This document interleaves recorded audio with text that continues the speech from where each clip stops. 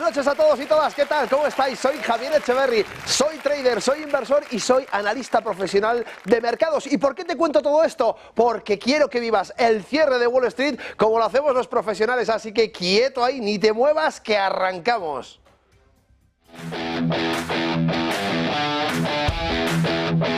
Bienvenidos al nuevo cierre de Wall Street, un programa donde vamos a tener el avance de las claves de José Antonio Binder y donde la verdad y el rigor van a ser la clave de todo el programa.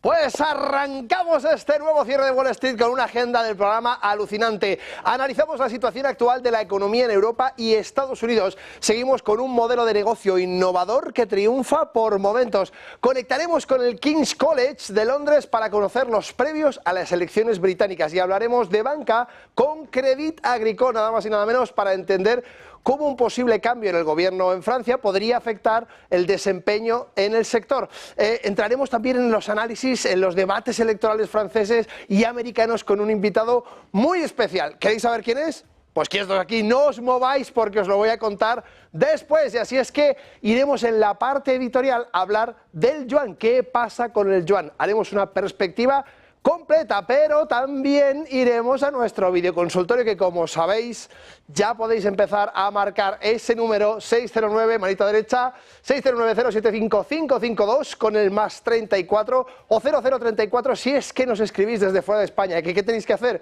Pues muy sencillo, cogéis el móvil y nos hacéis una videoconsulta. Oye Javier, quiero saber cómo va Tesla, Amazon, lo que queráis, nos lo enviáis a este número de aquí e inmediatamente en el consultorio os contestaremos a todas esas preguntas, a todas esas inquietudes que tengáis, por supuestísimo. Pero antes, y nos tenemos que ir inmediatamente a mi reloj. Compañeros, ¿cuánto falta para cerrar Wall Street? 1 hora 57 minutos 30 segundos, nada más y nada menos, y vamos a ver cómo están ahora mismo los índices en Estados Unidos. Pinchamos ahí esos gráficos, fenomenal, y vemos que el Dow Jones de Industriales está en un más 12%, más 0,12%, que nadie se alarme, más 0,12%. Hemos visto la corrección de ayer. Efectivamente, aquí esta caída de la corrección de anteayer, ayer se ha quedado prácticamente ahí, casi en un doji, en una indecisión, en un sí es, no es, y al final hoy estamos viendo que también hay bastante indecisión, velas muy cortitas con mechas un poquito largas, tampoco demasiado, pero importante para entender cómo está funcionando. ¿Que cómo está el SP500? Pues vamos a verlo, si este está muy justito, fijaos, doble doji. Doble doji, nada más y nada menos. ¿Qué significa un doble doji? Significa el máximo de incertidumbre. No tenemos claro qué es lo que va a pasar. No sabemos dónde va el dinero. ¿Tendrá algo que ver con el debate que va a haber esta noche entre Trump y Biden? Pues probablemente tenga mucho que ver, porque al final los mercados financieros se nutren exactamente de esto, de expectativas. ¿Y cuáles son las expectativas? Pues no se sabe. Tenemos un Biden que últimamente está un poco perdido, un Trump que últimamente está muy agresivo y tenemos dos proyectos bien diferenciados y bien distintos. Eso se refleja aquí. Aquí, ¿lo veis? Lo que pasa en el mundo, lo que pasa en la economía, lo que pasa en la política y lo que pasa en la geopolítica se resume aquí, en los mercados financieros. No siempre está directamente correlacionado en el tiempo, aunque al final en los precios siempre lo está, quizá no en el mismo momento. ¿Por qué? Porque, como os digo, los mercados descuentan expectativas. ¿Y qué sucede en este momento? Pues que las expectativas son tremendamente inciertas. Ahí lo estáis viendo. Vamos a ver el Nasdaq. Aquí hablamos de inteligencia artificial. ¿Cuál es la expectativa de la inteligencia artificial? Vamos a ella.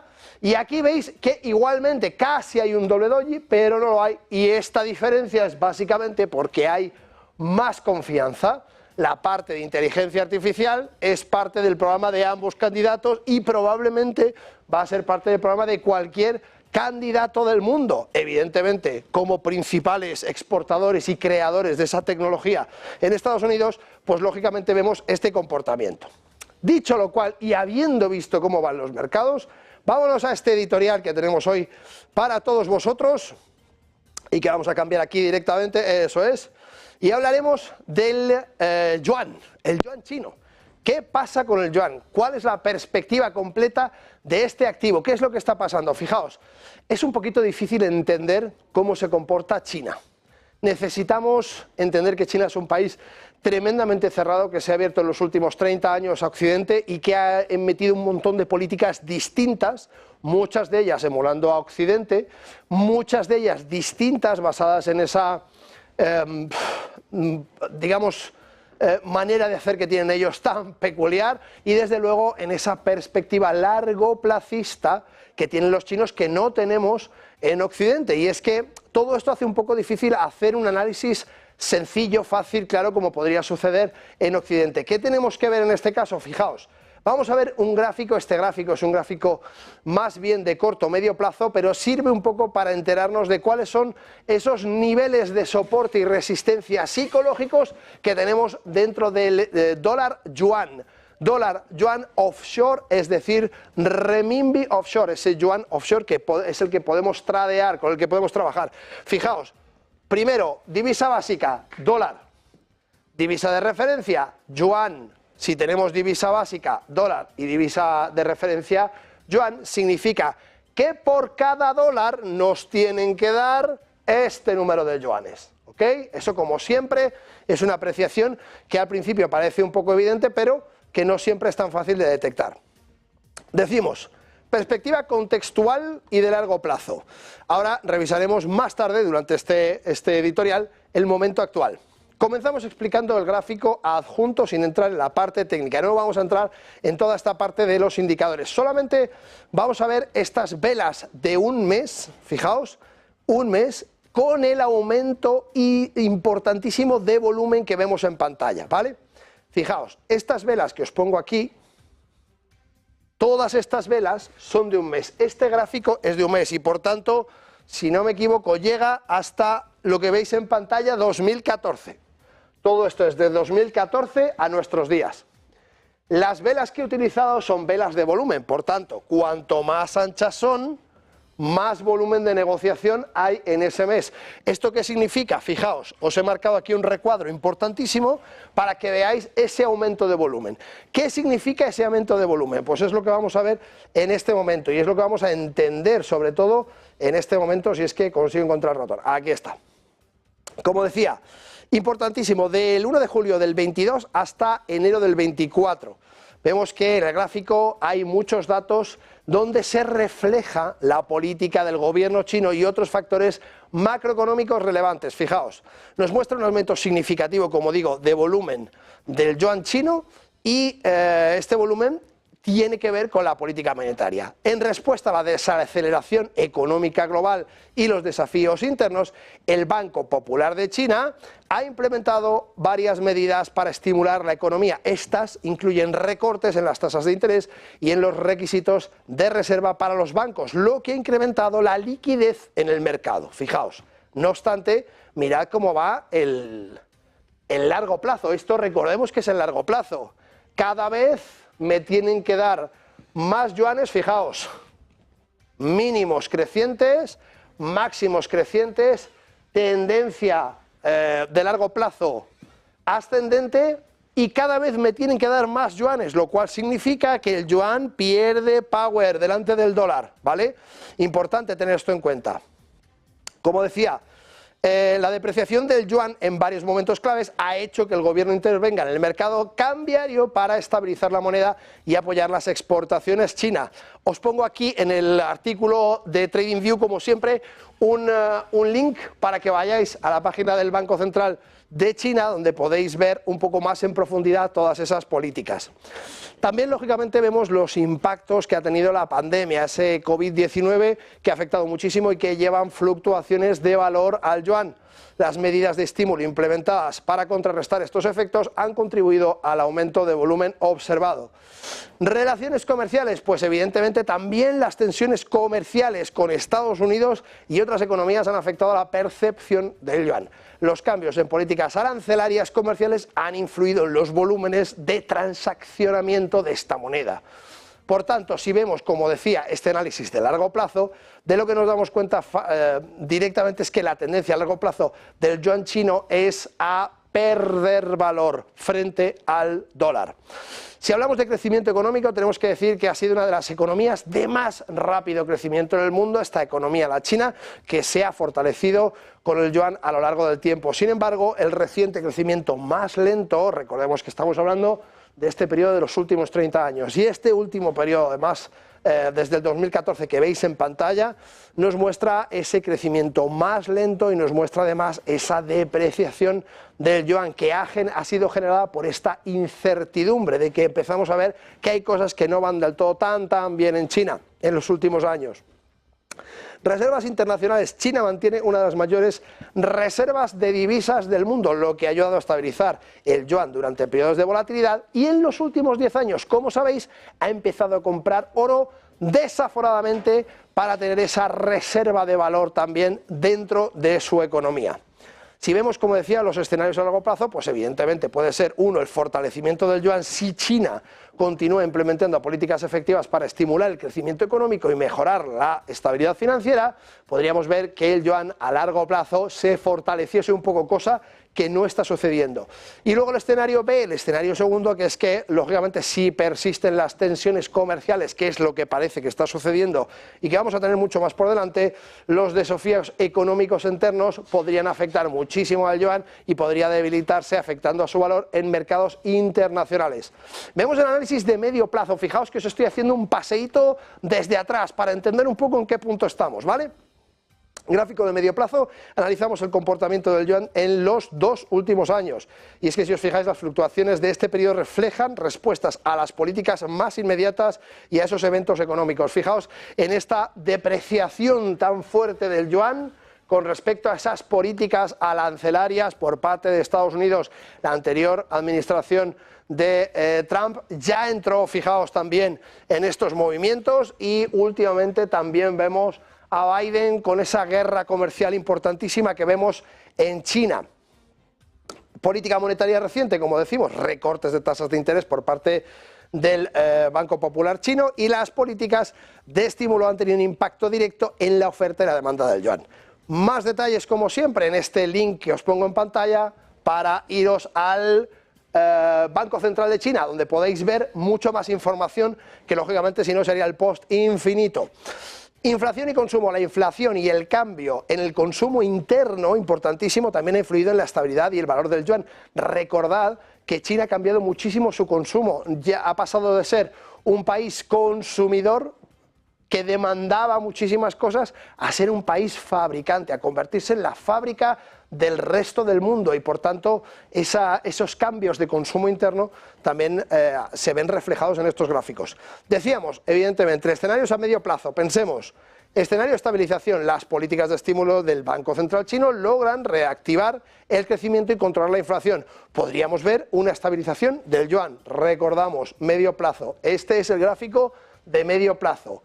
¿Cuál sería la estabilización? Que encontrásemos este canal alcista en un canal lateral a lo largo del tiempo. Esa sería una estabilización por parte del yuan, ¿vale? Este es el escenario A. El escenario B, pues lógicamente, si las medidas no son suficientes, podríamos observar una mayor volatilidad. Y ya vamos ahora con el análisis a corto plazo. A corto plazo. ¿Y qué vemos en el corto plazo? Pues básicamente vemos los movimientos recientes del yuan influenciados por eventos inmediatos y decisiones de política de corto plazo, cosa en la que China no es especialmente especialista. Decíamos, las intervenciones directas en el mercado cambiario y los ajustes en las tasas de interés han provocado estos movimientos rápidos en el valor del yuan. Como datos económicos recientes, hablaremos de los datos de crecimiento del PIB. Las cifras de exportaciones y la inflación han jugado un papel crucial en la percepción del yuan en los mercados internacionales. Por supuesto, además, os pongo una consulta de Reuters donde podéis ver justamente todo ese comportamiento en Asia, cómo se está comportando, y un análisis de todos los activos asiáticos. Como decíamos, escenarios de corto plazo. Recuperación rápida. Si las medidas recientes del Banco Central chino logran mejorar la confianza del mercado, podríamos ver una recuperación rápida del yuan. Escenario B. Persistencia de la debilidad. Si los datos económicos no mejoran o si surgen nuevas tensiones comerciales, el yuan podría contribuir debilitándose a corto plazo. Recordad, este es el corto plazo. lo hago grande, ¿cómo podríamos ver esa debilidad del yuan? Necesitamos ver la ruptura de estas zonas de resistencia, ¿vale? Estas dos zonas sería importantísimo ver esa ruptura. En concreto estaríamos hablando de estos 7.31 y 7.33, ¿vale? Teniendo eso en cuenta, vamos a la conclusión, y es que es crucial observar cómo se desarrollan estos patrones para estar preparados y reaccionar ante cualquier cambio significativo. Hemos visto como el BB Trend, ¿os acordáis? Esas dos bandas de Bollinger mezcladas a la vez que venimos usando toda esta semana. Pues bueno, estas nos cuentan que efectivamente podrían proporcionarnos datos muy valiosos para que podáis identificar los movimientos que en principio aquí tenemos puestos. Estas bandas, justamente este BB Trend que tenéis aquí, nos muestran que muy probablemente y en el largo plazo esta debilidad va a continuar. Por tanto, si tenemos eso en cuenta, hay que darle una vuelta a cómo se está comportando China. Dicho lo cual, terminamos el editorial, nos vamos 2 minutitos a publicidad y estamos aquí en un pispás. Quieto aquí todo el mundo.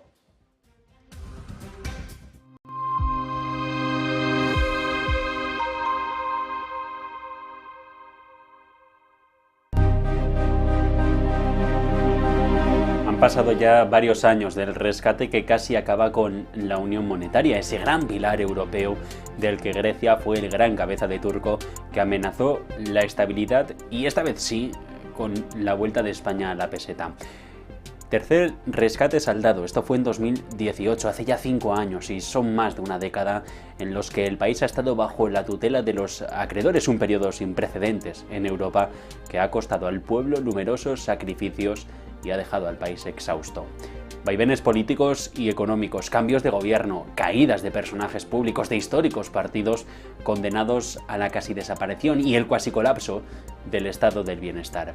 Grecia fue el primer país de la eurozona en recibir ayuda por la crisis financiera y en algunos momentos durante estos años incluso se especuló con su salida del euro por el temor de los líderes europeos al contagio.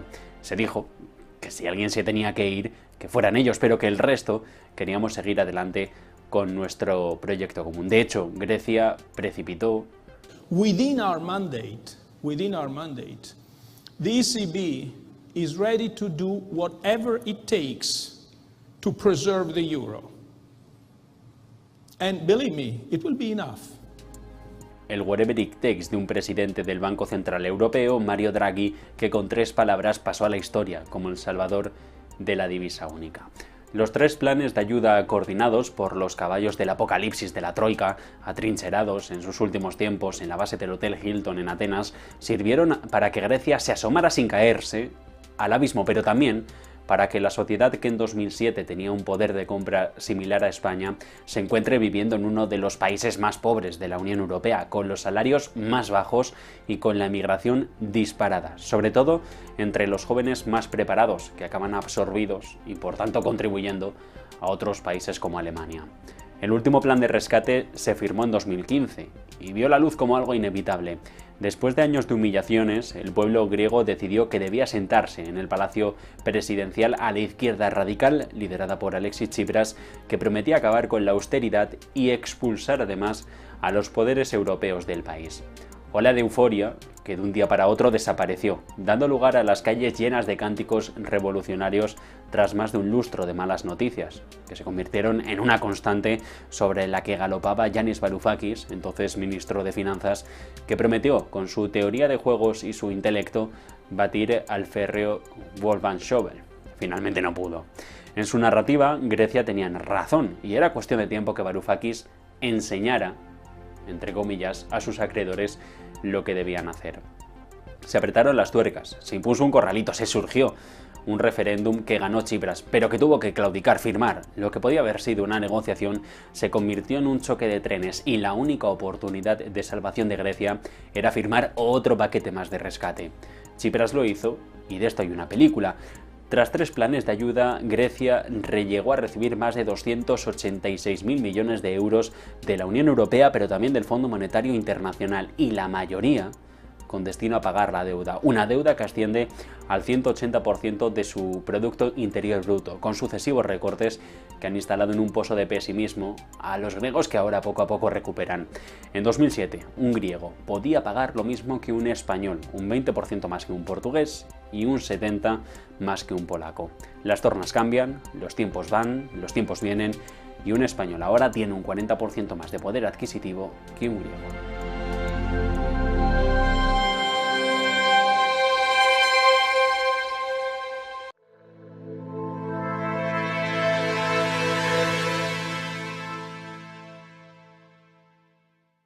Todos sabemos que en la economía hay algo más de lo que se ve. Todos sabemos que en el día a día, en nuestra vida cotidiana, la economía nos da algo que no termina de verse en la primera mirada. De ahí surge lo que la economía esconde. Un intento de ayudarte a descifrar qué hay detrás de todo lo que nos dicen, de todo lo que se ve en la fotografía principal, pero que está escondido en la parte de atrás. Lo que la economía esconde busca darte todas las claves para entender el mundo que nos rodea. Y para no quedarte simplemente en esa fotografía inicial, sino hacer zoom y ver qué es lo que de verdad está detrás escondido. Lo que la economía esconde busca sobre todo darte herramientas. Herramientas en un mundo complejo, herramientas en un mundo en el que a veces lo escondido es más importante que lo que nos están enseñando. Y eso es lo que intento descifrarte en lo que la economía esconde.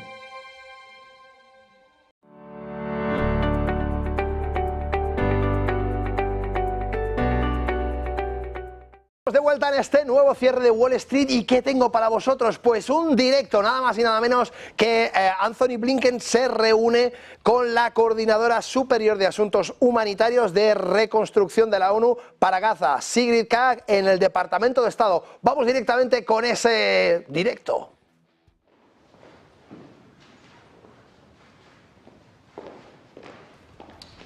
Good afternoon. It's a great pleasure to have my friend and colleague Sigrid Kaag here as the UN Coordinator for Humanitarian Reconstruction Assistance for Gaza. Over the past week or so, we've been working to address urgent challenges that are making it difficult to deliver the necessary humanitarian assistance to the people of Gaza who so desperately need it, particularly when it comes to the security of the deliveries and those delivering the assistance. I raised these concerns clearly and directly with Israel's Defense Minister, Yoav Gallant, when he was here just a few days ago. And I think we've seen over the last couple of days some progress in Israel committing to address some of the needs that the United Nations in particular has to make sure that it can effectively and more safely deliver assistance. We continue to face the challenge of aid getting to and into Gaza, but then not being able to be distributed effectively because principally of real security challenges. And so when it comes to making sure that food, water, medicine, and other basic necessities that the Palestinian people need just to survive get to them, we continue to have important work to do. It's good that and important that Israel is addressing these very concrete needs, but they have to be implemented as quickly as possible. There is no time to lose. And I'm also eager to hear from Sigrid ongoing needs, ongoing requirements to make sure that both the United Nations, private providers of assistance, all of the countries that are working together to try to help the Palestinian people who need it so desperately, how we can be more effective. And with that, Sigrid, good to have you here. Thank you, Mr. Secretary. And my friend Tony, but also, of course, the Secretary of State of the United States, is delighted to be here. It is indeed a very critical period. I'm responsible for the implementation of Security Council Resolution 2720, which was born out of political necessity in the face of ever-growing humanitarian needs, reaching near catastrophic conditions when the resolution was adopted in December. It's been a very tough and difficult period for the civilians in Gaza, and of course also the families of the Israeli hostages who continue to live with deep uncertainty about the fate of their loved ones. But the focus of my mission is on the civilians in Gaza, to get the volume, the quality and the predictability of assistance that they so desperately need, given the fact that they've left their homes. 1.9 million people are displaced. They survive in tents. There's absence of almost anything anyone could possibly imagine. So it's our task indeed not only to get the aid to Gaza, but also to have the ability to distribute this safely and securely. And I'm not only saying this for the United Nations family, it's also for the NGOs that risk their lives every day in their presence, Palestinian NGOs as much as the international NGOs. It's a very difficult operating environment for the civilians first and foremost, but also those who seek to assist. And that is a constant dialogue where the support and leadership of the United States is so very important for the United Nations to be able to succeed, and equally so, if there is hope of a ceasefire deal, it's also important we take stock and we look towards the early recovery needs, health facilities, children back into learning, anything that forms part of what we would all consider human dignity for our fellow human beings. And that's a shared commitment, and the ongoing discussions with the Israeli government are extremely important in this regard, with strong support and the leadership of the United States, and Tony Blinken in particular. Thank you. Thanks, everyone. Pues ese era justamente el directo que nos traía el secretario de Estado Anthony Blinken con la Coordinadora Superior de Asuntos Humanitarios y Reconstrucción de la ONU para Gaza, Sigrid Kaag, donde nos han hablado de diferentes cosas, sobre todo de la importancia que tiene el trabajo necesario por parte de Israel, y es que dicen que está abordando estas necesidades concretas, todo aquello que se supone que tiene que ser suministros, que tiene que ser ayuda. Nos decía la coordinadora que se están haciendo todos los esfuerzos para que las ONGs puedan entrar y llevar todos esos recursos necesarios. Nos ha hablado de la colaboración internacional con otros países, la necesidad de trabajar en conjunto con otros países y bueno, pues intentar que el pueblo palestino sufra lo menos posible. En cuanto a las prioridades, nos han dicho que las prioridades son las entregas seguras y efectivas de asistencia, respuesta urgente y rápida de necesidades humanitarias. Dicho todo esto, que no ha sido poco, si queréis saber quién tenemos ahora, es justamente el momento para que lo averigüéis, y es que hoy nos acompaña nada más y nada menos que Gustavo Martínez, profesor en finanzas en la Universidad Francisco Marroquín. Bienvenido, Gustavo. Muchas gracias, un placer como siempre estar aquí, en la que considero mi casa también. Hombre, lo es, sin lugar a dudas. Gracias por acompañarnos hoy una vez más. Cuéntanos un pequeño matiz sobre esto que has visto antes de entrar en materia con la entrevista. ¿Qué te parece un poco esa reunión, un poco de postureo casi? Me la acabas de quitar de la boca, iba a decir postureo, ¿no? Lo que he escuchado pues es algo que es muy lógico cuando tienes unas elecciones presidenciales muy cerca, ¿no? Pues todo, vamos a procurar que todo vaya bien, que todas las cosas mejoren, que podamos reconstruir Gaza, que la paz, etcétera, etcétera, pero bueno, al final son problemas muy complicados y cualquier opinión pues yo creo que es válida y no válida a la vez, ¿no? Bueno, para aquel marciano que no conozca a Gustavo, os diré que tiene más de 20 años de experiencia en la industria financiera, ha publicado numerosos artículos en distintas publicaciones y hoy vamos a tratar temas básicos como es la complacencia de los mercados financieros. Estamos en máximos, todo son albricias y alegrías. ¿Qué pasa, Gustavo? ¿Que no tenemos claro que la cosa está complicada o cómo es? Bueno, los mercados ya sabes que por un lado está la economía financiera y por otro lado está la economía real, ¿no? Los mercados descuentan expectativas. En mi opinión, no todos los mercados están siendo exageradamente optimistas, solamente la renta variable y un determinado sector de la renta variable. La renta fija está siendo muy coherente, el oro también lo está siendo. Y es obvio que tenemos un Standard & Poor's 500 y unas bolsas en máximos históricos, que es normal, por otro lado, que las bolsas siempre coticen en máximos históricos por aquello de los rendimientos de escala crecientes, ¿no? Porque el ser humano siempre tiende a mejorar y porque va a haber un iPhone 16 dentro de unos años. Pero la realidad es que el múltiplo, que es lo que nos debe interesar, está demasiado expandido, ¿no? Esto quiere decir que el Standard & Poor's 500 está, en comparación con su promedio histórico, cotizando a 5 o 6 veces por encima de esa media, ¿no? Y hay una estadística... Espera, te voy a parar para aquel que se haya despistado un poco. Del promedio histórico que tiene el Standard & Poor's, es decir, de lo que año a año va creciendo, en este año tenemos 5 o 6 veces más crecimiento que en la historia del Standard & Poor's. Sí, sí, sí. Vamos a ver, para que la gente lo pueda entender más o menos, el Standard & Poor's 500 con respecto a su promedio de media histórica está un 40% por encima de su valor histórico, ¿no? ¿Esto qué significa? Pues que estadísticamente, cuando esto ha sucedido, los siguientes 5 años el Standard & Poor's 500 no lo ha hecho bien o lo ha hecho muy mal. Esto es algo que cualquiera puede consultar, no es una cábala ni nada por el estilo. Y también es verdad que el Standard & Poor's 500 se componen por 500 compañías, Javier, y de estas 500 solamente 3 o 4 han tirado este famoso carro, entre ellas Nvidia, ¿no? Que como sabemos ha multiplicado por 10 en el último año y medio. Sí. Es una cosa que no se había visto jamás en una compañía.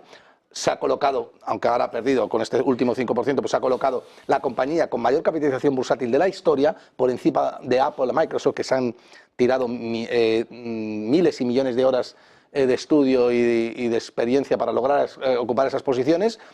Y la realidad es que pues, tenemos un mercado muy parecido al que vimos en el año 2000, ¿no? Y el relato por aquel entonces, Javier, era que Internet podía ser una revolución de la producción, y lo fue. Y ahora mismo el relato es muy parecido. ¿Es la inteligencia artificial una revolución de la producción? Pues probablemente, pero en aquel entonces, en el año 2000, Internet, siendo el relato que había en el mainstream, el cual decía que Internet sería una revolución, lo fue, pero el Nasdaq se cayó un 80% y el que invirtió en el Nasdaq, anticipando que Internet sería una revolución, se tiró 13 años para conseguir volver a recuperar su dinero. Y yo no digo que eso vaya a pasar ahora, ni mucho menos, pero en la historia siempre o se repite o rima bastante, ¿no? A ver, Gustavo, hay una cosa que sí que tenemos claro, y es que los ciclos económicos han cambiado diametralmente. Antes estudiábamos que duraban 5 años de promedio y que en esos 5 años tenían las 4 fases del ciclo económico. Ahora los ciclos económicos o directamente no se dan porque artificialmente se les inyecta liquidez para impedir que caigan, o se dan en el plazo de meses. Exactamente. ¿Esto se puede prolongar en el tiempo? Es que, claro, lo has definido tú muy bien, Javier, es que hay un interventor detrás muy fuerte, que es los bancos centrales, ¿no?, a través de los estados, pero es que esto no lo puedes parar. Esto solamente se puede parar mediante una crisis gorda, que es lo que lo viviremos, no sé si un gran reset o no, pero es probable que veamos un cambio de ciclo brusco, y no lo vamos a ver venir. Ni va a haber soft landing, ni hard landing, ni nada. Va a haber un detonante que hará que el mercado pierda la confianza y el ajuste se haga inmediato. Y cuando digo ajuste me refiero a que eso es bueno, porque es como si coges a una persona que tiene sobrepeso, 200 kilogramos, y la metes en el gimnasio y la pones a dieta, ¿no? Esas cosas son buenas. Lo que pasa es que el Banco Central no puede... Es incómodo. Es incómodo. Para que bueno, para nos ponemos a dieta y vamos al gimnasio, es horroroso. Yo lo hago poco. Sí, pero bueno, si yo al margen de que sea horroroso o no, es bueno. Esa es la muy cuestión. bueno. Pero te quiero decir que intentar predecir cuándo va a ser la siguiente crisis es complicado. Pero me quedo con lo que has dicho, ¿no? Hoy los ciclos ya no se vislumbran de la misma manera porque hay un banco central que impide que pasemos de un ciclo de auge o expansión a uno de crisis, recesión y depresión, ¿no? Pero bueno, los ciclos se van a seguir dando. Yo creo que estamos al final de un ciclo expansivo y cuando veamos el ajuste pues será fuerte y duro, ¿no? Lo que pasa es que, Gustavo, lo que motiva un ciclo económico no es otra cosa que al final la avaricia y el miedo, en ambos sentidos. Sí. Y la avaricia y el miedo no han cambiado. Lo que ha cambiado es la manera de trasladar esa avaricia y el miedo a los mercados financieros, porque artificialmente hacemos cosas para que el miedo no surja. Pero como muy bien has dicho, si de repente nos encontramos con que nos ponen cualquier traba, cualquier excusa y los mercados empiezan a caer, ese miedo de estamos muy arriba y esto se va a caer, hará que se venda muy rápido la renta variable y esa venta incrementará la oferta, que a su vez acelerará el proceso, que es por lo que tú dices que probablemente podamos ver un crash importante. Sí, yo viviré sentimientos encontrados. Por un lado, el típico temor de un ser humano, pero también el lado racional de un profesional que dice, el mercado se empieza a poner barato, ¿no? Pero aún así, pues cuando el mercado cae un 40%, por muy profesional que seas, uno termina por asustarse. Pero te digo una cosa, Nvidia va a seguir siendo una muy buena empresa, y Google y Microsoft, cotizando a 10 o 15 veces, no 10, pero 15 o 16 veces beneficios. Es decir, que los ajustes son buenos y que hay una parte del mercado que está muy sobrevalorado es real. O sea, tenemos un mercado donde no hay término medio. O hay empresas muy baratas o hay empresas muy caras. Y entonces yo estoy empezando a ver que hay dificultades para encontrar valor, muchas más que otros años. Pero tenemos un Banco Central que no va a dejar de inyectar liquidez y que no va a permitir que el sistema se caiga, eso seguro. Como muy bien dices, hay empresas que estamos viendo cotizar con PERs altísimos, con valoraciones muy altas y que lo están pasando reguleras y se dejan arrastrar un poco por esta ola que, como tú muy bien decías, entre 4 o 6 compañías están levantando los mercados. Si esto se estanca, ¿tú crees que esas compañías que están valoradas, que vemos que son muy caras en este momento y que entrar en el momento en el que están con la valoración que tienen nos supone un riesgo importante por el precio que tienen? ¿Tú crees que esas compañías serían las primeras en sufrir o quizá esas empresas del Russell 2000 que son las que de verdad reflejan la economía a pie de calle, las que vemos, esas empresas de media capitalización, el MidDAX, el Russell 2000, todos estos índices que trasladan mucho mejor la realidad, esa economía real de la que tú hablabas, que los grandes índices? Pero es que ¿sabes lo que pasa, Javier? Que lo que hay es mucho FOMO, es decir, mira, tú tienes una posición de liquidez que tiene que huir a los mercados porque hay inflación, una inflación que además está maquillada y probablemente estés perdiendo con tu liquidez un 5, un 6%, un 7% anual. Ese dinero va a los ETFs y no hay un respaldo fundamental detrás. Entonces, empresas que están subiendo un 10% semanalmente, como el caso de Nvidia, traen muchísimo capital que no tiene ninguna tesis de inversión detrás, sino simplemente que esto no para de subir y va a seguir subiendo, ¿no? Entonces, esas empresas van a tener que corregir más tarde o más temprano. Y lo que puede provocar es que haya un efecto arrastre con respecto a compañías que sí están bien valoradas y que se las lleve por delante. Pero como te decía, Javier, una corrección del 15 o 20% del Standard & Poor's 500 no pasa absolutamente nada. No pasa absolutamente nada. Y además, teniendo en cuenta que está sobrevalorado un 40% sobre la media histórica. Probablemente, sí. Una última cosita antes de terminar, que nos quedamos sin tiempo. ¿Qué va a hacer la FED? ¿Cuáles son los siguientes pasos? Esto me interesa muchísimo. Yo sé lo que va a hacer la FED 100%. Eso no te... Coged boli y papel inmediatamente, todo el mundo a apuntar. ¿Qué es lo que va a hacer? Gustavo nos lo cuenta. Yo sé lo que va a hacer la FED 100%. Lo único que tienes que hacer es mirar la cotización de la letra del Tesoro a 3 meses, porque la Reserva Federal siempre va por detrás del mercado. El mercado ya ha hecho el research, son millones de personas que están que son aversas al riesgo y que están estudiando muy bien si va a haber inflación o no, y si el mercado decide que presta al 4,20, la Reserva Federal va a bajar los tipos de interés en la misma proporción que las TIR de las letras del Tesoro a 3 meses. Pues Gustavo, te lo compro a ojos cerrados, porque además es una de las tesis que yo he mantenido estos últimos días, explicando justamente las letras del Tesoro a 3 meses a distintos familiares y amigos que me preguntaban cómo hacer, qué puedo hacer, es que yo no quiero perder, es que no sé el momento actual. Fíjate en las letras del Tesoro a 3 meses, me encanta que lo hayas traído, y justamente además con esa seguridad. Pues un grandísimo profesional, Gustavo Martínez, profesor en finanzas en la universidad. Francisco Marroquín, un placer tenerte en esta que es tu casa. Muchas gracias. Y nos vemos en la siguiente. Venga, eso está hecho. Fenomenal. Nosotros seguimos, no os mováis de ahí porque os pongo 2 minutitos de publicidad y estamos aquí como locos, que esto no para.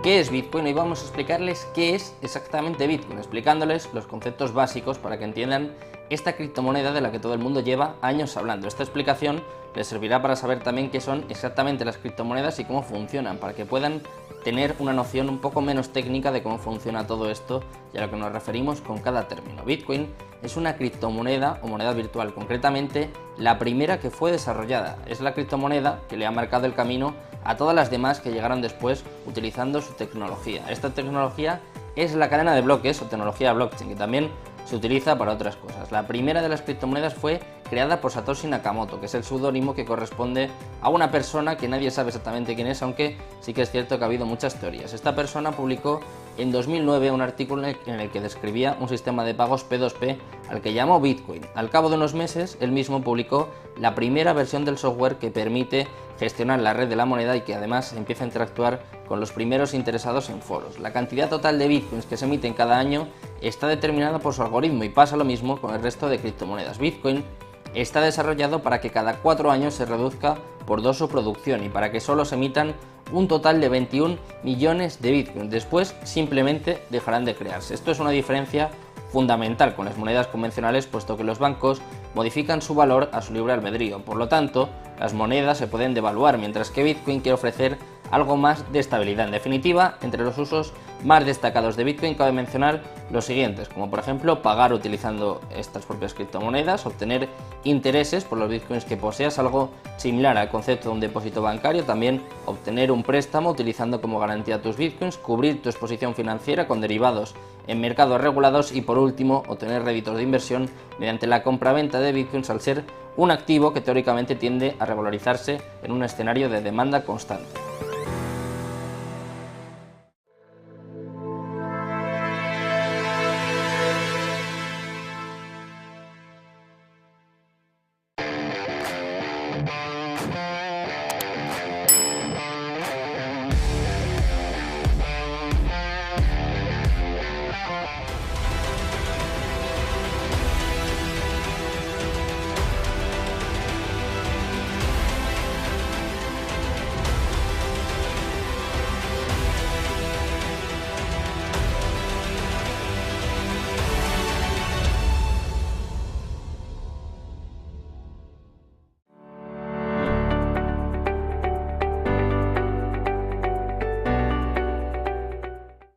Estamos de vuelta en este nuevo cierre de Wall Street y es que esto no para. ¿Qué pensáis? ¿Que estamos solamente hablando de macroeconomía, de la Fed, del SP500, de la inmortalidad del cangrejo y todas estas cosas tan intangibles? Pues no, claro que no. Hablamos también de economía a pie de calle, de negocio a pie de calle, de emprendedores y de gente que hace las cosas muy bien hechas. Para eso hemos traído a Jaime Parto Fernández, fundador de Tasty Poker Bar. ¿Qué tal? ¿Cómo estás?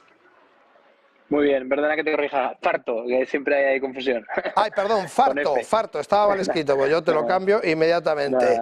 Jaime Farto Fernández, con ese Tasty Poker Bar. Cuéntanos qué es Tasty Poker Bar, que yo lo sé, pero habrá gente que no lo sepa. Bueno, Tasty Poker Bar entre nuestros proyectos es nuestro proyecto estrella. Es una multinacional de poke. Básicamente nosotros introducimos el poke, el concepto del poke, que es un plato hawaiano, para los que no lo ubiquen, pues como un sushi en un bol, por describirlo así fácilmente. Lo introdujimos en el mercado en España ya va a hacer casi 8 años. Y bueno, empezamos a abrir restaurantes y ahora mismo pues tenemos presencia en todo el país y también presencia internacional. Internacional, hasta donde sé, tenéis 37 restaurantes desde 2017, ¿me equivoco? Ahí están las cosas. Tengo yo hasta mis dudas porque no paramos de abrir y tenemos... A lo mejor tengo yo mejores fuentes que tú, Jaime. 37 puntos de venta hasta donde sabemos. Interesantísimo, un negocio que efectivamente traéis desde Hawái con ese plato tradicional hawaiano y que tiene una acogida absolutamente espectacular. Esto en principio ahora ya en Europa conocemos bastante lo que es el poke, cómo funciona ese bowl con distintas opciones, distintas cosas que se pueden pedir y se nos hace como un plato muy saludable, muy sabroso y por tanto nos hace sentir muy bien porque comemos rico y saludable y esto es fantástico, pero todo esto lleva una cultura previa y es que no sabíamos lo que era un poke. ¿Cómo habéis hecho para introducir esa idea de la comida sana, rica, saludable y además a buen precio? Bueno, básicamente todo esto surge porque nosotros éramos, bueno, yo y mi mejor amigo, teníamos mucho espíritu emprendedor desde que terminamos los estudios universitarios. Yo estudié Derecho, él estudió Odontología, llevamos muchos años dándole vueltas a esto del emprendimiento, que queríamos montar algo. Teníamos mucho background de noche, de contactos, un network muy grande. Y dio la casualidad que la hermana de mi mejor amigo vivía en Estados Unidos, que estaba súper desarrollado, fue un pelotazo, fue como la nueva hamburguesa de Estados Unidos. Y nos dijo, chicos, esto es una bomba, hagámoslo. Y ahora que estáis activos, habéis acabado la carrera y queréis emprender y demás, pues antes que meteros en proyectos personales, echémoslo para adelante. Y bueno, nos pusimos a estudiar un poco el producto, los dos éramos deportistas, los dos nos gustaba cuidarnos. Hace 8 años las opciones en España eran muy limitadas para comer saludable en la calle, aparte de las famosas ensaladas preenvasadas. Y nos llamó muchísimo la atención y dijimos, joder, pues es que es un puntazo y no lo hay. Y siempre, ¿no?, pensando como emprendedores, si nosotros fuéramos clientes, seríamos clientes regulares y habituales de este concepto. Por tanto dijimos, adelante, nos pusimos a estudiar un poco el concepto, a ver qué se hacía en otros países y de ahí nacimos. Ahí empezamos a crear y a hacer nuestra propia imagen de marca y nuestro propio concepto. dentro del concepto ya preestablecido, nuestros sabores, que cuadraba mejor con el mercado español, que veíamos nosotros más accesible, y la verdad que fue un cohete. Pues me gustaría saber cómo se hace para, siendo tu primer emprendimiento y así también el de tus socios, para no morir de éxito, porque claro, es un crecimiento muy rápido.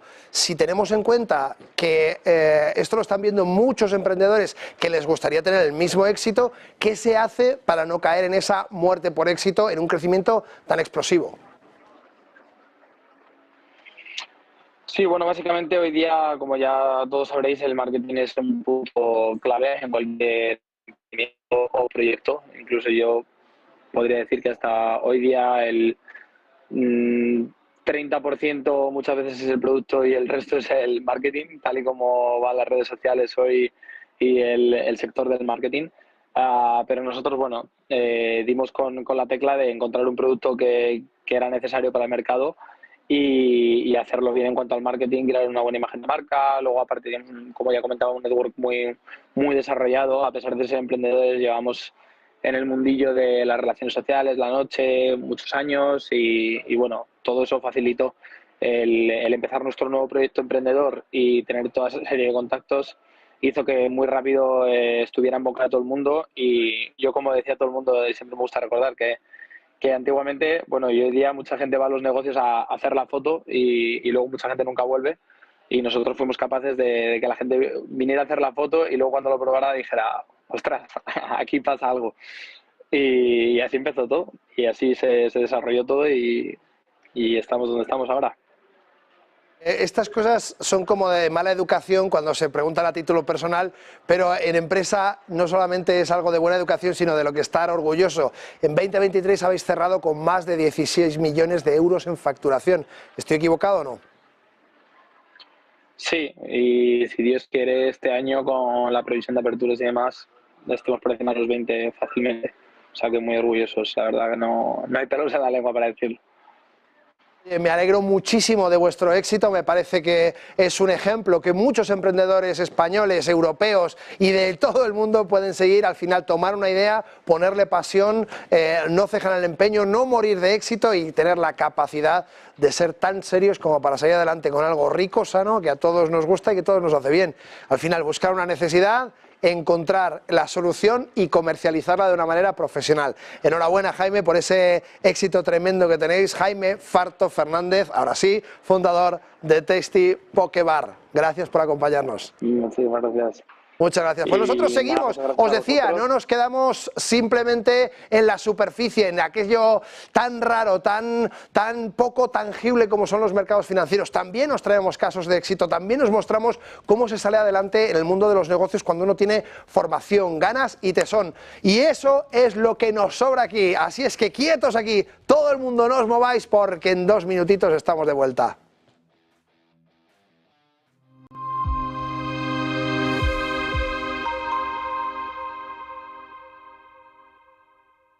¿Verdad que no saltarías de un avión sin paracaídas? Entonces, ¿por qué alquilas tu inmueble sin garantizar el cobro? Con el nuevo servicio Garantía Indefinida SEAC, tienes garantizado el cobro del alquiler puntualmente. Defensa jurídica, daños por vandalismo y protección antiocupas. Alquila tranquilo, SEAC responde.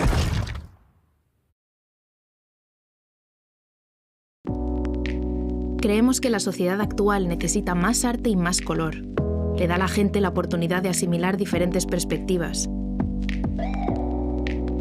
Es realmente un placer pintar este cuadro, porque es una hermosa imagen para comenzar. Lo último que pintaremos es el auricular en vez del pendiente. Using a classic and merging it with modern. This is very provoking.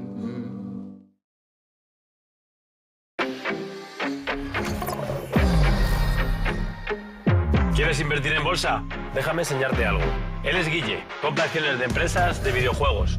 Y él es Javier, invierte en acciones del mundo del motor. Y ella es... ¿Pero cuál es la comisión? 0 comisión. Abre tu cuenta de cliente totalmente online, invierte en acciones y fondos cotizados sin comisiones hasta 100.000 euros al mes. ¿Y tú? ¿En qué vas a invertir?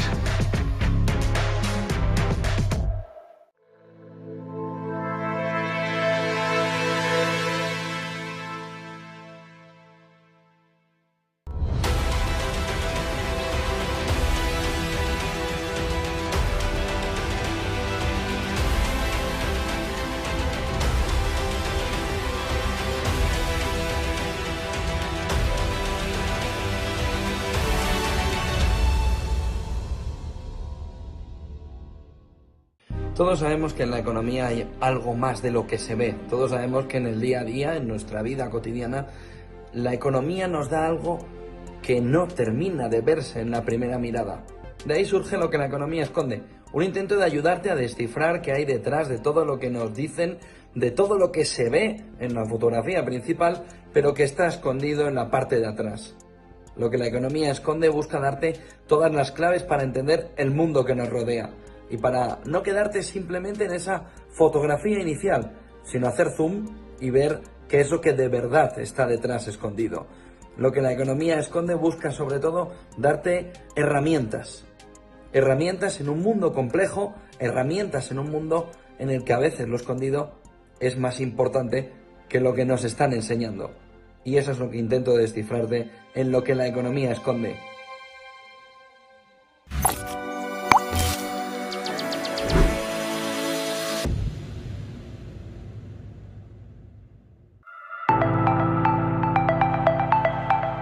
Blockchain es una tecnología basada en una cadena de bloques de operaciones descentralizada y pública. Esta tecnología genera una base de datos compartida a la que tienen acceso sus participantes, los cuales pueden rastrear cada transacción que hayan realizado. Para que se hagan una idea, es como un gran libro de contabilidad inmodificable y compartido que van escribiendo una gran cantidad de ordenadores de forma simultánea. El modelo más antiguo de una blockchain se creó a principios de la década de los 90, cuando el científico informático Stuart Haber y el físico Scott Stornetta emplearon técnicas criptográficas en una cadena de bloques como una manera de proteger documentos digitales contra la manipulación de datos.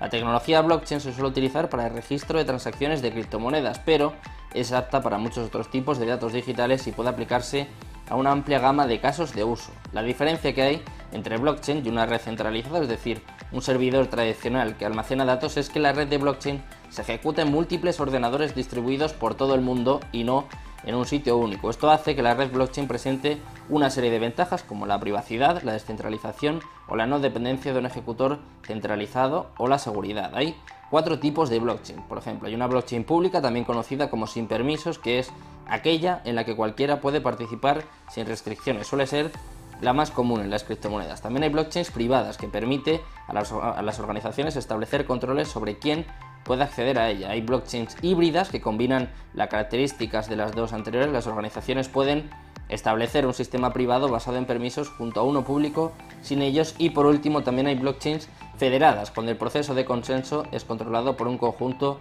preseleccionado de nodos o de partes interesadas. Por último, vamos a comentar los beneficios de la blockchain, y es que ofrece grandes ventajas comerciales que ayudan a las compañías de muchas formas, como por ejemplo, da más confianza entre las partes implicadas al ofrecer datos fiables y compartidos, reduce la necesidad de intermediarios externos, ofrece mayor seguridad, pues todos los miembros de la red deben llegar a un acuerdo sobre la precisión de los datos y las transacciones validadas son inalterables. También crea un registro a prueba de manipulaciones en tiempo real, da mayor eficiencia al eliminar el tiempo perdido en las acciones de conciliación de registros y por último permite seguir y localizar bien esos servicios a través de la cadena de suministro.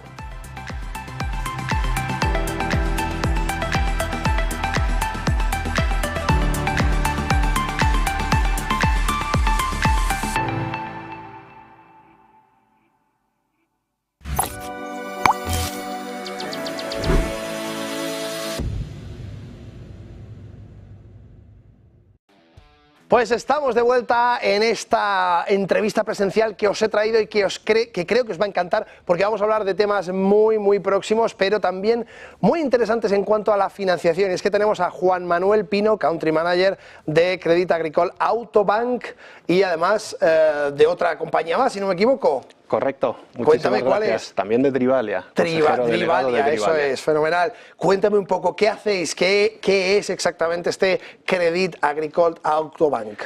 Pues mira, Crédit Agricole Autobank es un banco especializado en la financiación al automóvil, tanto para clientes finales, concesionarios y nuevas marcas que están llegando también al mercado, con una presencia paneuropea. Yo represento al mercado español, portugués y marroquí para esta empresa, pero tenemos una cobertura paneuropea en 19 mercados y nos dedicamos básicamente a fomentar una movilidad para tener un planeta mejor. Esto quiere decir, fomentamos la transición energética y el que nuestros clientes, tanto pequeñas empresas como particulares, puedan acceder a estas nuevas tecnologías más limpias y verdes con el medio ambiente, que como todos sabemos tienen un precio algo superior a lo que tenían los antiguos vehículos de combustión, y es lo que les facilitamos a través de C-Autobank y de la filial Drivalia, que es una operadora de alquiler desde corto, medio y largo plazo, que permite para esos clientes que no quieren ya comprar el vehículo, que lo quieren alquilar, subarrendar, utilizar por días, el poder cogerlo, poder disfrutarlo, ver si le gusta y seguir con él, comprarlo, seguir con un alquiler a más largo plazo, al final darle la flexibilidad al cliente para probar todos estos nuevos productos que están apareciendo en el mercado y decidirse por ellos o volver a lo tradicional si es lo que Es quiere. decir, dais una financiación personalizada para el cliente minorista para ayudar un poco a esa transición verde, pero ayudáis también a grandes empresas como PSA y este tipo de empresas grandes dentro de la parte de financiación, ¿o no? Ahora mismo, particularmente en PSA, ellos tienen su propia cautiva, pero todas las empresas, bien sean empresas como Tesla, del cual somos el principal financiador en Europa y ahora en España, BYD, marca china, con implantación en España, con la que colaboramos activamente y financiamos sus vehículos a sus concesionarios como a sus clientes finales, y cualquier otra marca que le guste nuestro proyecto, ¿no? Y que vea la diferencia que aporta. Somos un banco especializado en el automóvil, no hay otro, solo Eso nos te iba a decir, dedicamos yo creo que al no hay otro automóvil. banco especializado en financiación de automóvil, tanto a empresa como a minorista, ¿no? Correcto, es nuestra misión exclusiva, solo automoción, cosas que tengan ruedas, y ahí es lo que financiamos, con lo cual somos expertos en cómo se trata a cada una de las tipologías de cliente, somos expertos en proveer de una flexibilidad para poder adquirir estas soluciones, bien sea con valor final, crédito tradicional, el leasing financiero o el renting, para que las empresas y particulares puedan acceder a la movilidad. Me lo pones muy fácil, porque me hablas de BYD, me hablas de marcas que vienen de China. Yo soy un gran fan de la innovación y de todos los procesos de innovación que se están haciendo en Oriente y en particular en China. BYD además está sacando vehículos desde $12.500 allí, con hasta 300 kilómetros de autonomía. Está siendo una auténtica revolución, y acabamos de descubrir que en la Unión Europea, pues la señora von der Leyen y sus acólitos han decidido gravar con hasta un 50% casi, con aranceles a todo este tipo de vehículos. Ahora se está entrando en negociaciones para ver si efectivamente China, en vez de enfadarse y gravar directamente a vehículos alemanes, cede de alguna manera y, bueno, entra en esa situación. Pero en la parte de financiación, que es la que a mí me interesa, cuando viene un vehículo desde fuera con esos aranceles tan salvajes, ¿vosotros podéis financiar toda la parte o solamente la parte de coste del automóvil y no los aranceles? Nosotros al final, al cliente final o al concesionario, les financiamos la totalidad del producto. La totalidad. El precio que tenga en su llegada al mercado es el que se financia, tanto al principio como al final. Sí, porque al final es una operación bancaria, es una financiación.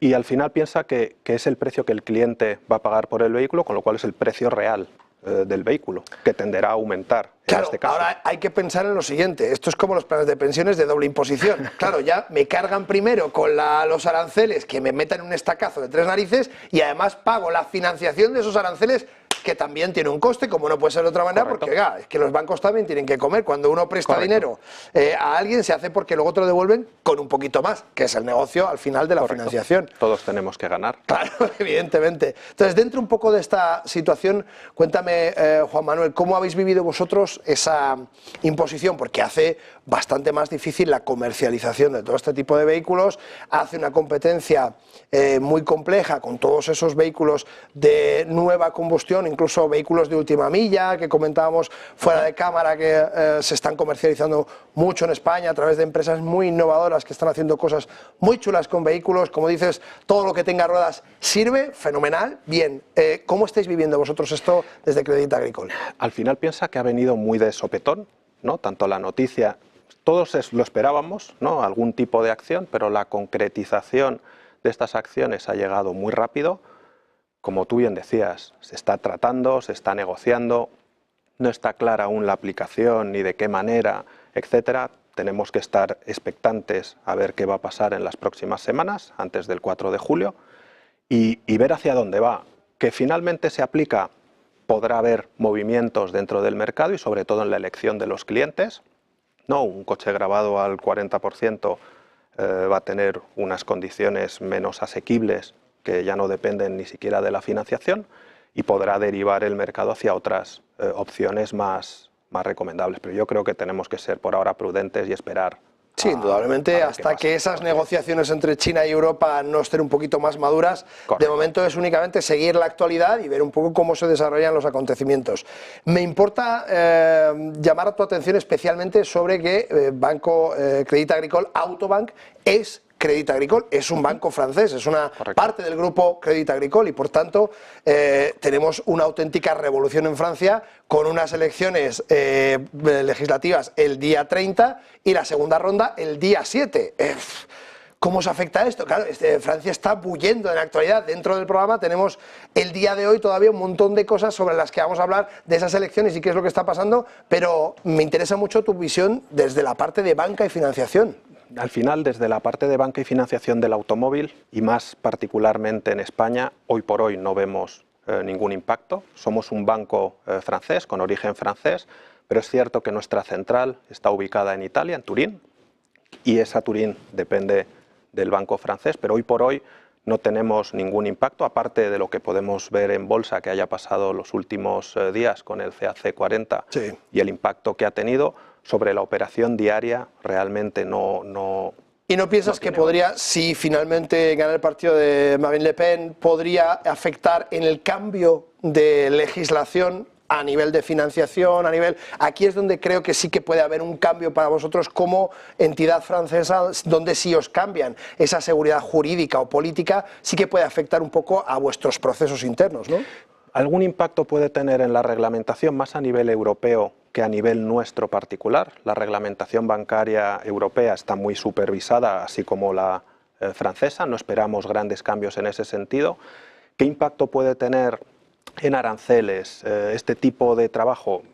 Con honestidad, creo que hay que esperar para ver qué evolución. Pero sobre el negocio diario, no nuestro en particular, lo que comentaba, no nos dedicamos a grandes operaciones corporativas. Nuestro negocio fundamental es la financiación del privado, pequeña empresa o gran empresa que quiere adquirir vehículos, y para esa particularidad no esperamos grandes cambios en lo que es el mercado español, portugués o marroquí en este caso, en donde esperamos más una continuidad. Nosotros a fecha de hoy tenemos una cartera de 1.150 millones de euros que esperamos que siga creciendo a lo largo de los años. Tenemos un plan de crecimiento bastante ambicioso, tanto para la parte bancaria como para la parte de Drivalia, de alquiler a corto, medio y largo plazo, con nuevos productos como son el de la suscripción, que permite a un cliente alquilar un coche y si no le gusta devolverlo al mes siguiente sin ninguna penalización. Por este tipo de productos entendemos que por muchos cambios que pueda haber políticos, que en efecto pueden tener importantes impactos a nivel bancario central, pero no tanto en las filiales de crédito al consumo en este caso, y más si es crédito al consumo del automóvil, en fase de expansión y de crecimiento, con nuevos productos flexibles. Seguimos teniendo, suceda lo que suceda en Francia, que será muy relevante para Europa, eso está claro, y para los mercados financieros, pero no esperamos un impacto remarcable en nuestra actividad. Y como impacto remarcable en vuestra actividad, me interesa mucho ese trinomio tuyo personal de España, Portugal y Marruecos. Claro, hablamos de dos países que son prácticamente muy similares en cuanto a legislación, que es España y Portugal, con alguna pequeña diferencia en el IVA y en alguna cosa más, pero claro, Marruecos es un mundo completamente distinto. Es un mundo completamente distinto, pero al final nuestra operación allí lleva ya establecida desde hace más de 6 años. Funciona de una manera regular. Al final allí sí damos soporte a las marcas del grupo Stellantis, a sus concesionarios y a sus clientes, y funciona muy bien. Hay un equipo muy bueno que desarrolla una actividad excelente, que es al final otra de las cosas en donde en Crédit Agricole, Grupo Crédit Agricole y particularmente en Crédit Agricole Autobank, estamos muy especializados y le tenemos mucho, queremos potenciarlo, que son las personas, unas personas que son un equipo fundamental sin el cual no podría funcionar todo. Llevar 3 países requiere de mucha tarea y mucho viaje, pero sin muy el buen equipo. Jurídico, compliance, jurídico, de todo, y funciona muy bien. Y funciona muy bien. Pues oye, encantadísimo de conocerte, Juan Manuel Pino, Country Manager de CE Autobank. Nos has traído una fotografía interesantísima sobre un modelo bancario de financiación exclusiva para vehículos, automóviles, para todo lo que tenga ruedas, como muy bien has dicho. Y nada, te agradezco mucho la visita. Gracias. Muchísimas gracias a vosotros, encantado. Pues un placer, nosotros seguimos, nos vamos un minutito a publicidad y volvemos enseguida porque nos vamos directamente al King's College en Londres. ¿Que para qué? Pues porque hay elecciones ya de ya, el 4, quietos ahí, no os mováis.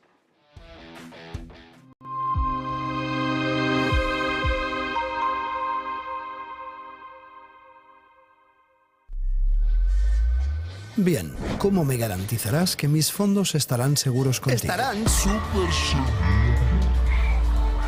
Es difícil encontrar un broker que cumpla con todas sus expectativas. O quizá no tanto. Active Trades, broker online desde 2001. Ya, lo vi. Hay un nuevo estado de ánimo. En el Santander lo llamamos bienestando. Y lo sientes cuando al domiciliar tu cuota de autónomos disfrutas de un iPhone 15 con renting por 4,99 al mes, cumpliendo condiciones. Porque si quieres hacer grande tu negocio, estamos contigo. ¿Quieres sentirlo? Consulta condiciones en bancosantander.es.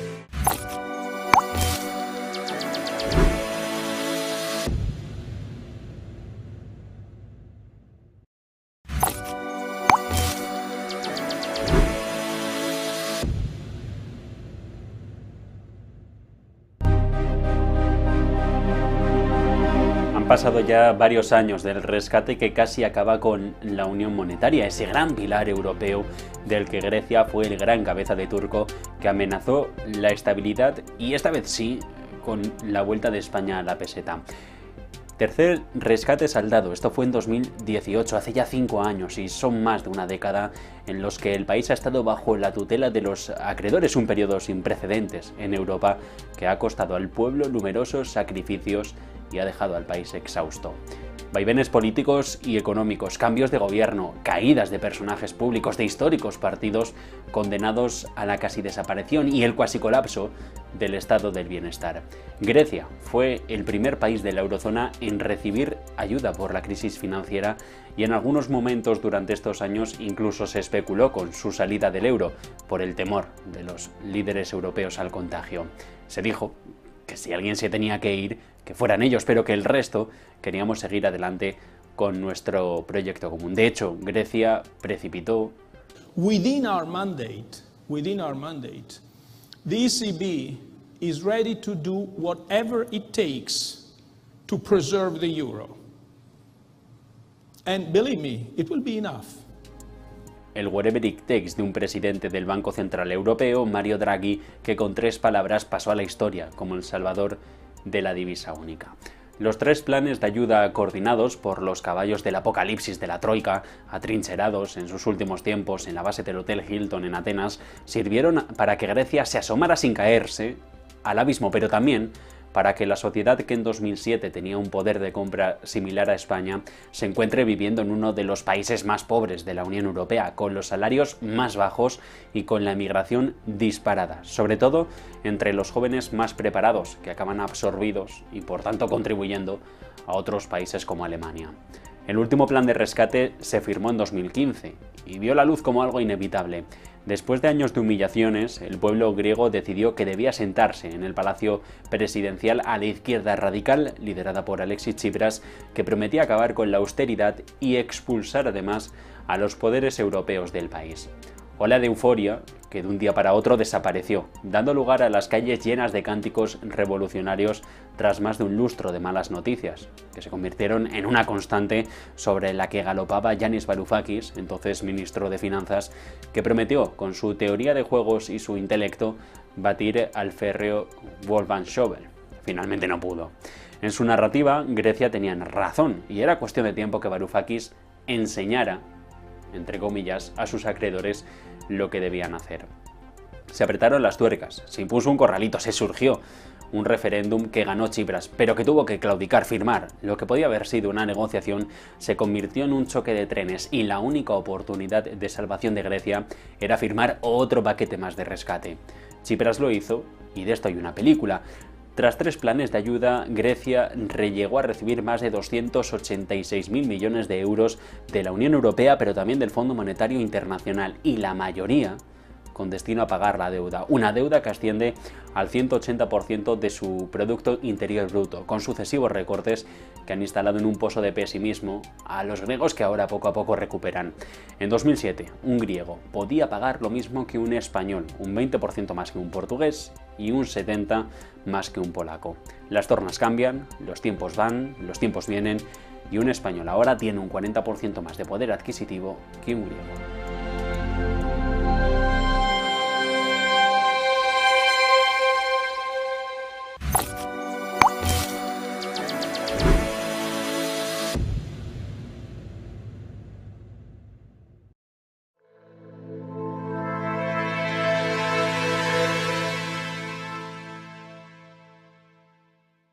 Pues estamos de vuelta y es que os dije que tenemos una actualidad geopolítica que bulle sin parar. Esta noche tenemos el debate de Trump contra Biden y ahora tenemos nada más y nada menos que a Russell Foster, profesor en políticas en el King's College de Londres, para contarnos cómo están funcionando esas elecciones en el Reino Unido. Russell Foster, thank you for being here tonight. Thank you. Muchas gracias. Pues un placer recibirte, Russell. Me gustaría que comentáramos un poco primero quién es Russell, que es profesor, como decía, de Ciencias Políticas en el King's College de Londres y que tiene un enfoque de política europea y británica muy profundo. Es un analista reconocido en medios internacionales por sus estudios sobre el impacto de las políticas gubernamentales en el panorama socioeconómico. Vamos directamente con la actualidad, que es la parte que más me interesa. Cuéntanos un poco, Russell, ¿cuál es tu análisis sobre los recientes debates electorales en el Reino Unido y cómo crees que afectarán al resultado final? Would you mind, please, Russell, to explain to us what's your impression about the last debates in the UK and what's the impact that it's going to have in the elections? Los debates televisados son muy nuevos en Reino Unido. El último debate que pasó en la noche demostró que Rishi Sunak está intentando volver.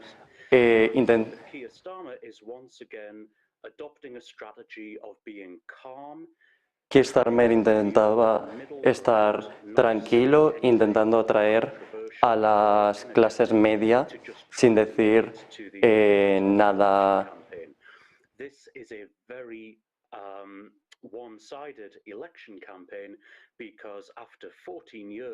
Después de 14 años de partido conservadores, el Partido Conservador va a tener menos apoyo. Pues desde luego mucho menos apoyo vemos en el Partido Conservador. Después de ese apretón del Partido Laborista, vemos que Rishi Sunak se queda sin apoyos por parte de la mayor parte de la ciudadanía en el Reino Unido, y me gustaría un poco entender cuál podría ser el impacto que tendría una victoria del Partido Laborista en la política exterior en el Reino Unido, porque si bien tenemos claro que en la parte interna puede haber muchos cambios después de esos 14 años de Partido Conservador y que puede haber grandes fluctuaciones, me gustaría saber un poco cuál es el impacto que podría tener en la política exterior. I would like to know, after this situation, if the Laborists will win these elections, what will be the impact on the foreign politics for the UK? Because we know absolutely that after 14 years working with the conservative area of the politics,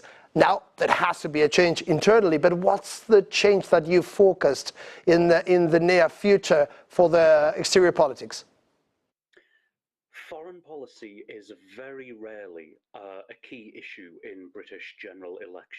Las leyes de inmigración son un problema en Reino Unido. Este año ha sido un gran problema, y la defensa. Porque hay un problema en Europa. Ucrania va a tener un papel muy importante en estas elecciones, Israel y Hamas. Y es un debate aquí en Reino Unido, sobre todo para la derecha.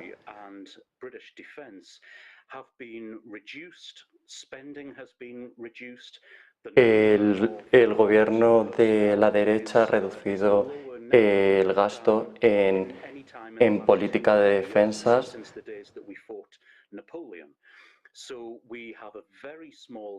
Por lo que tenemos muy pocos soldados en medio de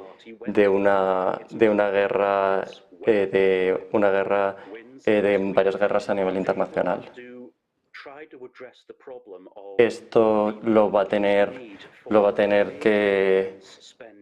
a intentar resolver tanto el partido de Starmer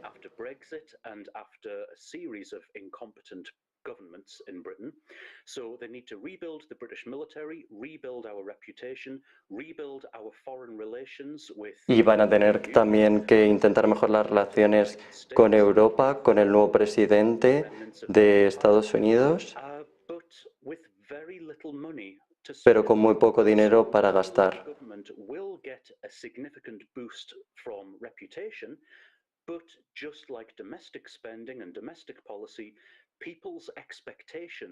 La expectación de la población de Reino Unido es muy alta, pero el partido de izquierdas, el Partido Laborista, va a tener mucho menos apoyo el año que viene porque no hay suficiente dinero para pagar esos cambios. Probablemente una de las grandes preocupaciones, la inmigración y la defensa, nos dice en este caso Russell, y es que la defensa del Reino Unido ahora mismo en esta situación de guerra a nivel internacional y con tantos frentes abiertos de los cuales está participando el Reino Unido es una de las principales preocupaciones que al electorado aquejan más en este momento. Por otra parte, bueno, me gustaría preguntarle un poco cuáles son los factores que consideras más determinantes, además de toda esa protección militar de la que nos has hablado, que tendrían que trabajar con muy poco dinero y que intentarían sacar adelante. ¿Cuáles crees que son esos factores más importantes en las decisiones? What are the factors that you consider most decisive for these elections and why?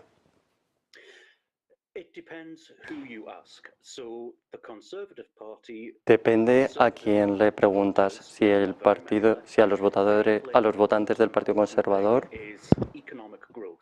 los votantes del Partido Conservador piensan que lo más importante es mejorar la economía. Sin embargo, los votantes del Partido Laborista piensan que lo más importante es cambiar el gobierno. Sin embargo, los votantes del Partido de Reform piensan que es acabar con la inmigración.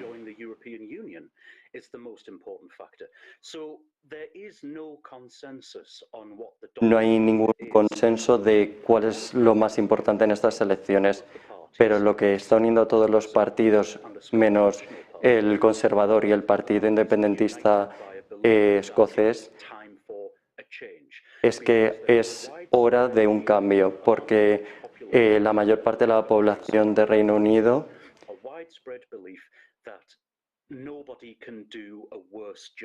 piensan que nadie podía haber hecho un peor trabajo que el actual partido. Por eso el deseo de cambiar es lo que está uniendo a la mayor parte de la población.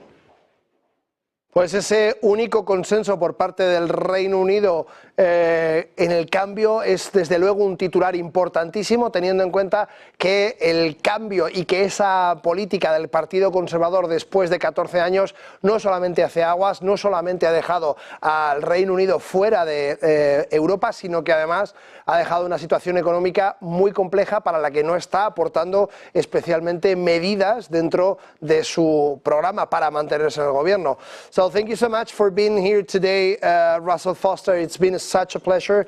I really appreciate your help today to make us understand how the UK elections are coming back. And I hope to talk to you soon once we have the results from the elections. Absolutely. Gracias. Pues muchísimas gracias a Russell Foster. Nosotros seguimos, nos vamos un minutito a publicidad, pero nos ha quedado muy claro que las cosas en el Reino Unido se empiezan a poner muy complicadas, los conservadores sin programa y los laboristas aquí. ¿Cuál es el consenso? Ninguno, que quieren cambiar. Nosotros nos vamos a publicidad.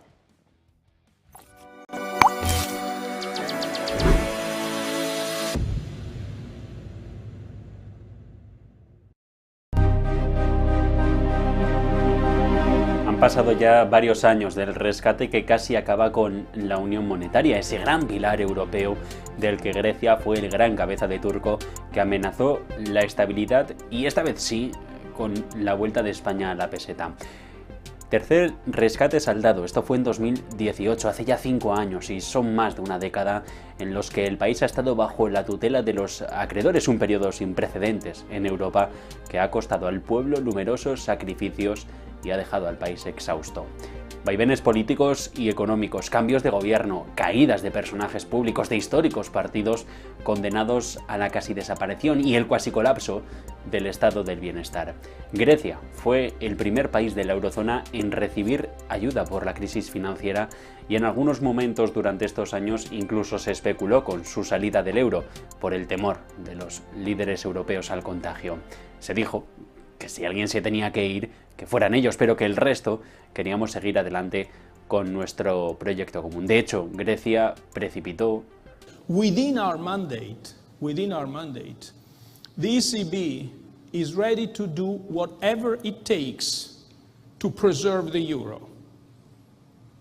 And believe me, it will be enough. El whatever it takes de un presidente del Banco Central Europeo, Mario Draghi, que con 3 palabras pasó a la historia como el salvador de la divisa única. Los 3 planes de ayuda coordinados por los caballos del apocalipsis de la Troika, atrincherados en sus últimos tiempos en la base del Hotel Hilton en Atenas, sirvieron para que Grecia se asomara sin caerse al abismo, pero también para que la sociedad que en 2007 tenía un poder de compra similar a España se encuentre viviendo en uno de los países más pobres de la Unión Europea, con los salarios más bajos y con la emigración disparada, sobre todo entre los jóvenes más preparados, que acaban absorbidos y por tanto contribuyendo a otros países como Alemania. El último plan de rescate se firmó en 2015 y vio la luz como algo inevitable. Después de años de humillaciones, el pueblo griego decidió que debía sentarse en el palacio presidencial a la izquierda radical, liderada por Alexis Tsipras, que prometía acabar con la austeridad y expulsar además a los poderes europeos del país. Ola de euforia que de un día para otro desapareció, dando lugar a las calles llenas de cánticos revolucionarios tras más de un lustro de malas noticias, que se convirtieron en una constante sobre la que galopaba Yanis Varoufakis, entonces ministro de Finanzas, que prometió, con su teoría de juegos y su intelecto, batir al férreo Wolfgang Schäuble. Finalmente no pudo. En su narrativa, Grecia tenía razón, y era cuestión de tiempo que Varoufakis enseñara, entre comillas, a sus acreedores lo que debían hacer. Se apretaron las tuercas, se impuso un corralito, se surgió un referéndum que ganó Tsipras, pero que tuvo que claudicar, firmar. Lo que podía haber sido una negociación se convirtió en un choque de trenes y la única oportunidad de salvación de Grecia era firmar otro paquete más de rescate. Tsipras lo hizo y de esto hay una película. Tras 3 planes de ayuda, Grecia llegó a recibir más de 286.000 millones de euros de la Unión Europea, pero también del Fondo Monetario Internacional, y la mayoría con destino a pagar la deuda, una deuda que asciende al 180% de su Producto Interior Bruto, con sucesivos recortes que han instalado en un pozo de pesimismo a los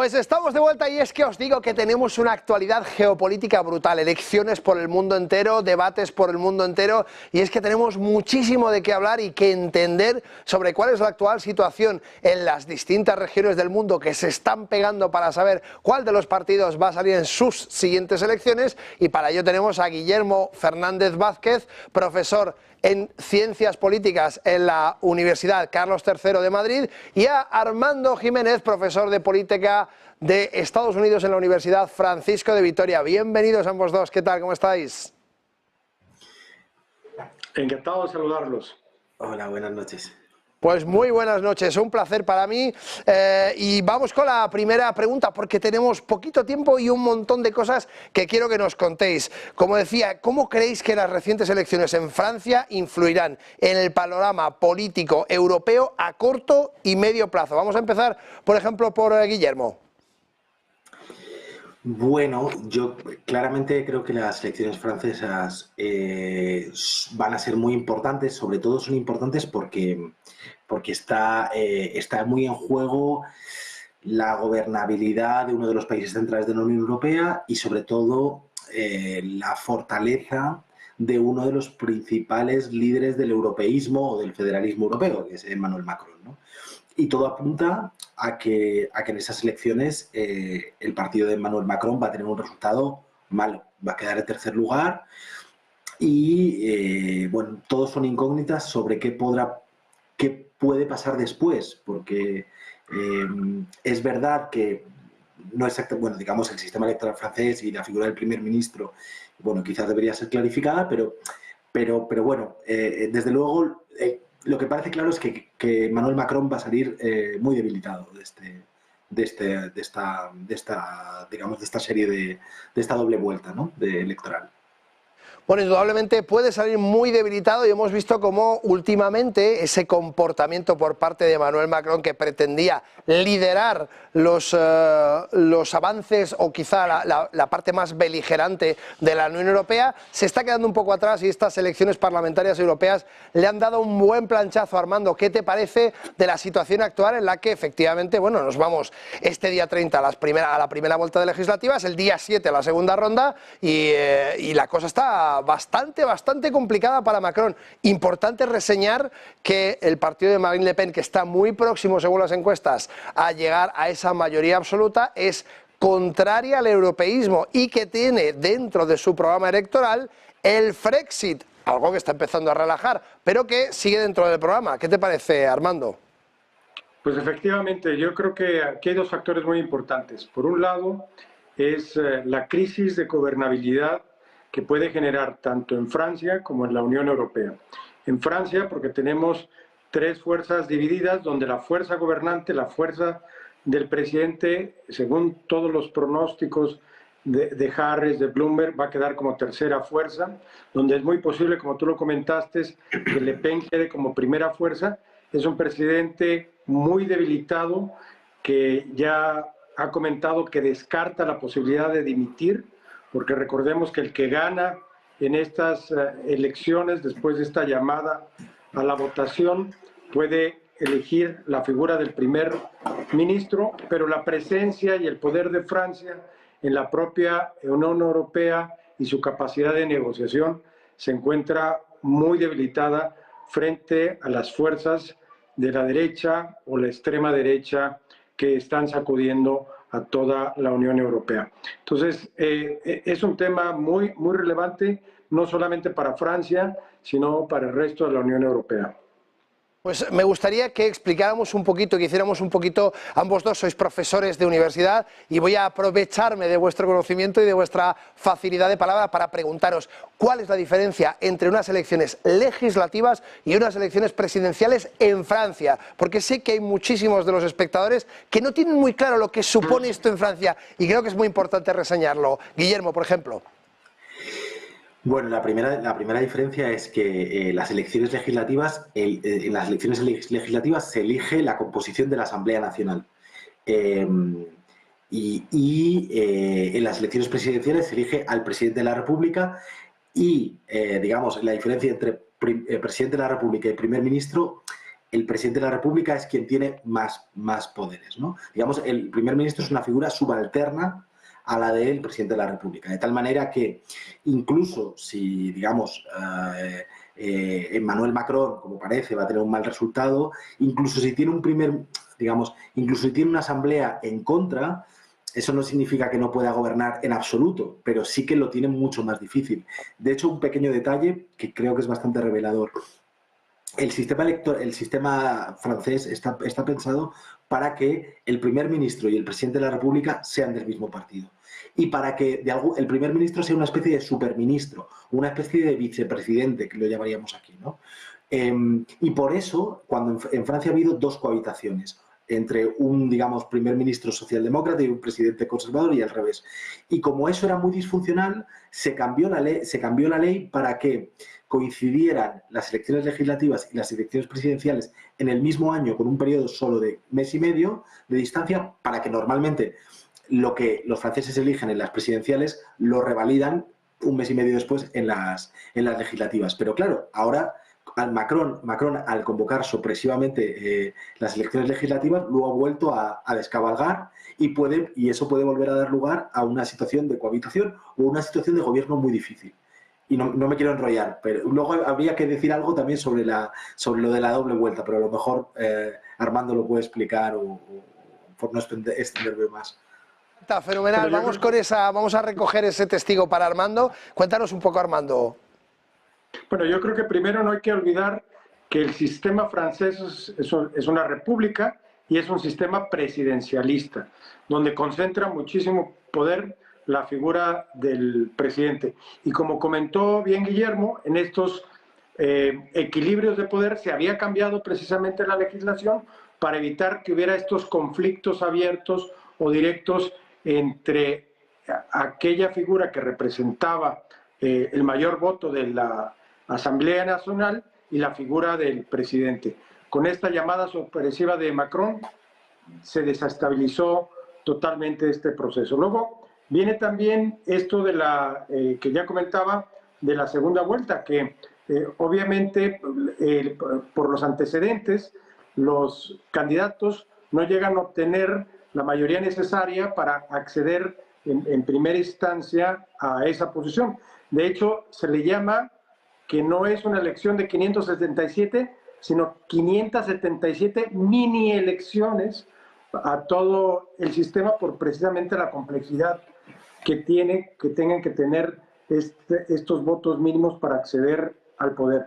Es un proceso complejo, es una jugada que desconcertó al mundo político, no nada más francés, sino también europeo. Obviamente Macron no está en riesgo, son un sistema presidencial de cada 5 años. Él fue electo por primera vez el 14 de mayo del 17, se refrendó otra vez con la elección del 22 y todavía no podrían convocar, y este es un punto importante, a una nueva elección hasta pasado un año. O sea, tiene todavía una, digamos, cierta estabilidad hasta el junio del 25 después de esta elección. Bueno, quería comentaros, efectivamente queda una fotografía muy clara de cuál es la situación y yo creo que hay un poco siempre hay confusión entre estas presidenciales, legislativas, qué es lo que hacen la Asamblea Nacional, qué es lo que hace el presidente, primer ministro. Siempre hay un poco de follón porque son muy distintas al resto de elecciones en el resto de Europa y por tanto es un poco confuso. Muchísimas gracias. Me gustaría ir directamente ahora a hablar sobre el debate que tenemos esta noche. Trump, Biden. Ray Dalio decía hace aproximadamente un mes que la sociedad estadounidense estaba tan polarizada que le daba hasta un 60% de probabilidades a una guerra civil en Estados Unidos. ¿Cómo veis esta situación? Armando. Bueno, pues verdaderamente es preocupante la polarización que hay en Estados Unidos. Les voy a poner un pequeño ejemplo de una encuesta que sacaron hace poco. Antes los temas habían sido obviamente la integración racial, el racismo, antes había sido el tema comunismo, capitalismo, y la nueva pregunta del año pasado fue si tú tuvieras una hija y estuvieras saliendo con un chico, ya no fue que fuera negro, que fuera comunista o todos estos clichés históricos en Estados Unidos, si fuera, ya sea, si tú eres demócrata y el otro es republicano, o defendiera a Trump, o al revés, que tú fueras republicano y el otro fuera un seguidor, y los números fueron sorprendentes. Casi el 70% comentaron que no permitirían que su hija o su hijo anduviera con una persona con una visión política diferente a la suya. Aunque esto es coloquial, nos da una idea de lo altamente polarizado que se encuentra los Estados Unidos y cómo las pasiones están a flor de piel y cómo no hay una clara diferencia, al menos en las encuestas, en quién puede liderar. Trump ha tenido una ventaja en el último mes, parece ser que no le ha afectado, sino ha consolidado todavía más su base, pero al mismo tiempo hay otra parte de indecisos que no quieren mostrar cuál es su postura en el voto, que algunos presumen que sucederá lo mismo con algunos de los estados bisagras, como fue el caso de Florida, donde muchos no la manifestaban, pero a la hora de votar se inclinaron por Trump.